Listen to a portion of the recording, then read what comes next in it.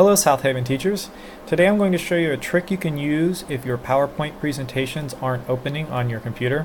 This usually happens if you download PowerPoints off of the internet. So the first thing is you need to go to the location where your PowerPoint has downloaded.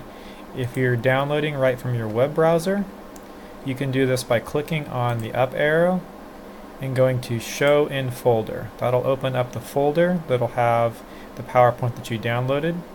You can also click on the Explorer, the Folder Explorer icon down here to open up your Explorer, and then go to the location where your PowerPoint is.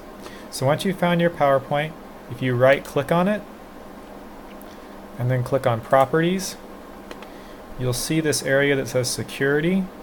Go ahead and click Unblock and then click OK. And then you should be able to open your PowerPoint like normal. Hope this helps.